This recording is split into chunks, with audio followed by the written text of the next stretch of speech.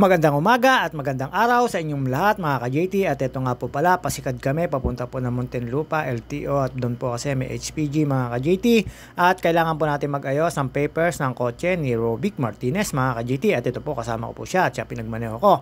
Alam nyo na po, daan po tayo dito, punta muna tayo ng LTO Calamba, may kukunin papel, then pagkatapos po kunin ng papel, balik na naman po sa kalangan ng pansol dahil nakalimutan po yung dedup sale na kailangan dun sa pagpapatransfer ng pangalan ng sasakyan na to. Ito pong coaching gamit namin ay kay Robic Martinez mga ka-JT, at ito po syempre mga ka-JT, kanan lang po tayo dyan, daan po tayong papuntang crossing, Bukal, then SLEX mga ka-JT, may dinaanan po muna tayo sa may LTO crossing mga ka-JT, at after po nun, diretso na po kami papunta ng Muntinlupa po tatan mga ka-JT, sa tabi po ng isang Shoe Mart, nandun po yung LTO mga ka-JT, at syempre ayan, napakaganda po ng araw, hindi po kami inabot ng ulan, at syempre magpapakit po muna tayo at papakita mga bida. Uy, parang tutubi, mga ka-JT, kita nyo may buhok, at parang hindi pa nagsusuklay, hindi pa naliligo. Pero nakapaligo na po tayo. Ayan ang aking driver, napakakisig na si Robic. Ayan, nakita nyo po yung tiyan, ang laki, parang pulis. At yun nga po, shoutout nga pala po sa mga nagpapa-shoutout. At syempre, sa mga naniniwala at nagtitiwala at na sumusuporta sa akin, maraming salamat. Ayan po mga ka-JT, ang laki na naman tiyan ko, panay ang kain ko. At alam nyo na mga ka-JT, ito lang po tayo. Pagka po may patawag, mga lalo mga pinsan at mga kailangan nating tulungan, ayan na po mga ka-JT. At yan po, dire-diretso lang po tayo mga ka-JT. Ipapalabas po tayo dyan ng expressway, pero dumaan po muna kami dyan ng crossing. Ayan, nandyan po, nakita ko si Julio Cardosa. Ayan po, yung aking classmate. At ito, inantay lang po namin yung mga papel na kailangan namin dalahin. At yun nga po, nung naayos na yung papers, inantay lang po namin. At pagkatapos po dito sa LTO crossing, diretso po, sibat po kami dito. Dito po kami dumaan sa may likod. At malapit po dito sa isang school, sa school ni pinag-graduate ni Robic.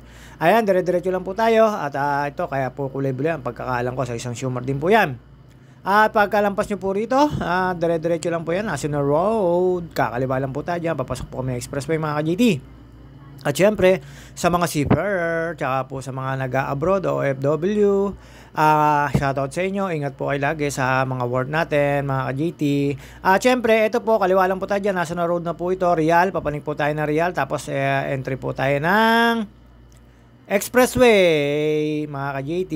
SLEX po ito, SLEX, tapos daan po tayo ng isang gasoline station, at doon magpapa-load po tayo ng RFID mga ka-JT. Ayan po, nakita nyo naman po, yung kulay po ng salamin ay tinted, kaya medyo ganyan po, medyo dark po yung kulay sa labas, pero napakainit po niyang panahon na yan mga ka-JT. Basta ito, dire-diretso lang po tayo, pwede naman po kayo dyan sa mga slow lane, pwede po kayo sa fast lane. Pero kalimitan po, syempre, dito, track lane po ito mga ka-JT. Diyan po, talaga namang ubod po ng babagal. Tsaka 6 to 8 lanes naman po ito. Pwede ko kayong, wag lang ko kayo mag-drive na parang ahas. Kaliwa dito, kanan doon, mga ka-JT. Basta pagka naman rush hour, nagkaka-traffic din po ito. Malapit na po matapos ito. Ito pong SLEX na to, mga ka-JT, South Luzon Expressway kung tawagin. Ito po ay hanggang, sako pa po nito hanggang papuntang Skyway at papunta pong Calabarzon. Pagbabalik po, ayan mga ka-JT, nakita nyo naman po, sobrang init po. Siyempre, nasa tagiliran po tayo nagbibideo. At malapit na po tayo po dumating sa gasoline station at magpapa-RFID po tayo. Ayan po, nakita nyo naman po, nasa driver side lang po ako. Siyempre, hindi po natin hawak ang manibela. At alam nyo naman po, medyo tinatamad na tayo. Hindi, joke lang po yun. At sa lahat po na nasa expressway at mga driver, mga ka-JT, ingat po tayo.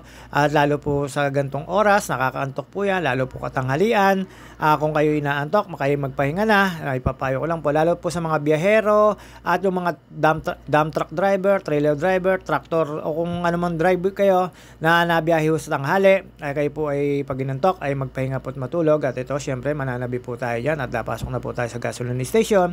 At ayun nga po, pakikita ko po sa inyo, meron po dito isang sasakyan sumasalubong po sa amin. Hindi ko po alam kung saan pupunta. Syempre, kailangan na ng pagbigyan. Ayan, nakita niyo po yung kulay puti na yan. Ayan, kami pa po nag-adjust, pero one way po yung pinasok niya. At ito pa mga ka-JT, after po nyan, ayan, maglo-load po tayo. Download po natin yung RFID kasi negative 54 na. Kailangan na mag-load. At yun nga po, syempre, pag nag-load kayo nyan, may kakainin dyan na 154, kaya mababawasan po yan mga ka-JT. Ayan, nakita nyo naman po, pila lang kayo dyan. pwede rin po kayo magpa-install dyan. At dyan syempre pila-pila lang po, wag po kayo mangunguna at wag po kayong sisingit. Syempre magagalit naman po yang mga nakapila naglo-load. At yun nga po, tinawag na rin po ako at inabot ko rin po yung pera at saka yung card mga ka-JT. Ayan po, at inantay ko lang po kasi nagpapapalit po itong isang nagpapaload mga ka-JT. Pagkakalang ko po, 24 hours po ito, load na to, dito po sa loading station na to, dito po yan sa may parting Kabuyaw po mga ka-JT. At ito po mga ka-JT, dire-diretso lang po tayo at exit po tayo sa Susana Heights at doon po ang daan natin, papunta po tayo National Road at papunta po tayong Putatan at pupunta po tayo ng LTO Muntinlupa mga ka-JT. Maliit lang po yung LTO nila pero napakadami po at napakarami pong pila at napakahaba po pala ng pila. At napakarami po nakakuha ng mga plate number mga ka-JT.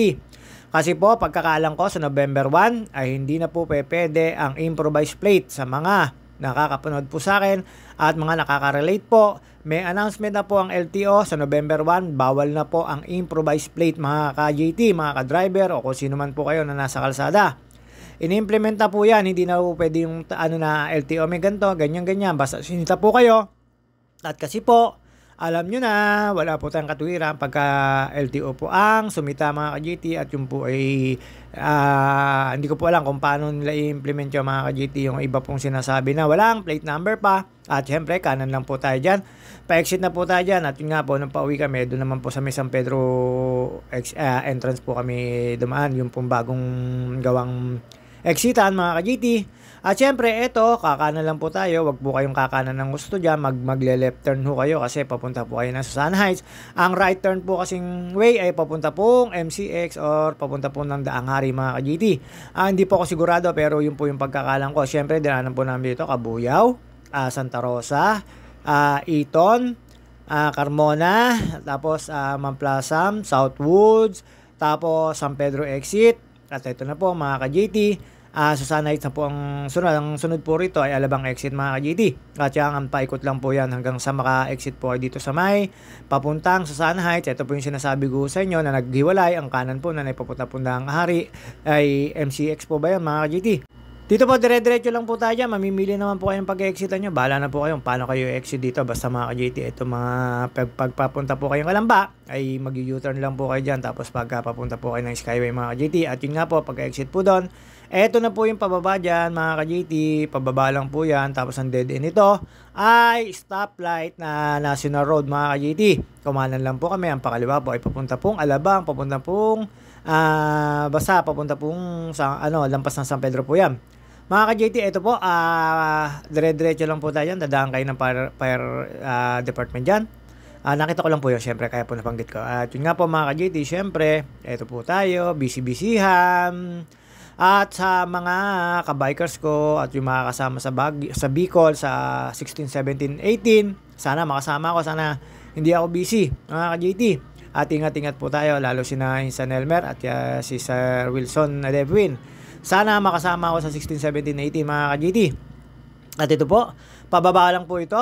Dito po, syempre pagkapakanan na kayo, manganan na kayo. Kasi pag kayo nangaliwa dyan, pwede kayong hulihin mga ka-JT. At pwede kayong tikitan dyan. Pag sa kanan naman po kayo at pakanan kayo, syempre hindi naman po kayo pwedeng kananan.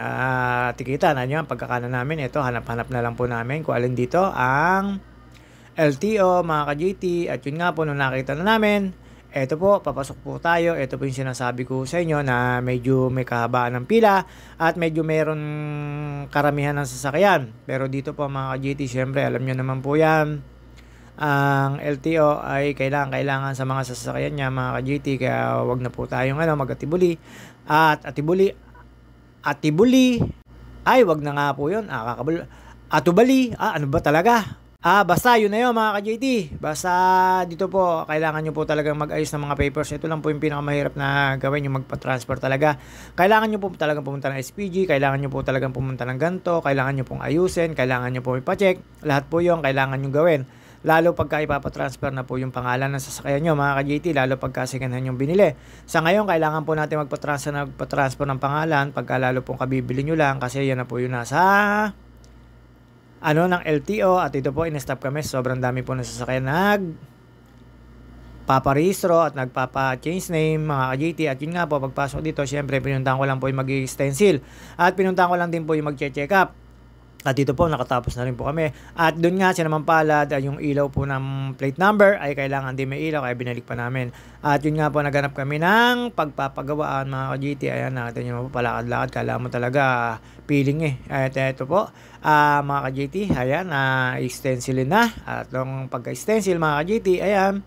Siyempre, pagtapos po niya, pwede na kami umuwi at check up na lang po yung mga sasakyan. Kailangan po i-check ang ilaw, check po yung mga flasher, headlights, lahat po, at yun po yung nasira po yung yung ilaw ng plate number, kaya yung pinagawa pa namin, nung pagbalik namin, okay na, pasado na. At syempre mga ka-JT, eto, pauwi na po kami, dito na po kami dumaan sa may papunta San Pedro entrance, entrance yan, mall o kaya resort mga ka-JT. At yun nga po, syempre hindi na po kami nagtagal dyan at sinabay na po namin yung nag-ayos ng papers. Ayun nga mga ka-JT, dire-diretso na lang po tayo nito at matatapos din po yung kanyang papers. Wait na lang po natin, hindi po siya pwedeng gawan agad at ilang weeks pa po yan bago ma-release mga ka-JT. Syempre manggagaling po sa LTO at yun nga po, eto, dire-diretso lang po tayo dyan at pagkadating nyo po sa may tawag dito stoplight, kanan na po tayo dyan, dadaan po kayo dito sa may isang pabrika ng gatas mga ka-JT. At dito po may nakita kami mga badyaw na hinahabol mga ka-JT. At yun nga po, eto, dire-diretso lang po tayo. Habang tayo pa dire-diretso rito, dire-diretso lang din tayo. Hindi po, exit lang po tayo. Dito may maghihiwalay din pong ang tawag dito kalsada. Ang pakanan po ay pa Manila Way. Ang padiretso po at patawid ng ay papunta naman po ng Laguna or Calamba mga ka-JT. Siyempre papunta po tayong Calamba. At hindi na rin po tayo magtatagal dito mga ka-JT. Hanggang dito na lang po yung video natin. At see you on my next video. Mga ka-JT, see you on my next video. Babus! Kami po ay pauwi na. At yun nga po mga ka-JT, kasama na namin yung nag-aayos ng papers. At natapos din ang paghihirap ng kotse ni Obic, mga ka-JT. Siyempre, sa mga nasa kalsada, ingat-ingat po tayo, lalo ngayon na mainit, medyo nakakantok yan. Babus mga ka-JT.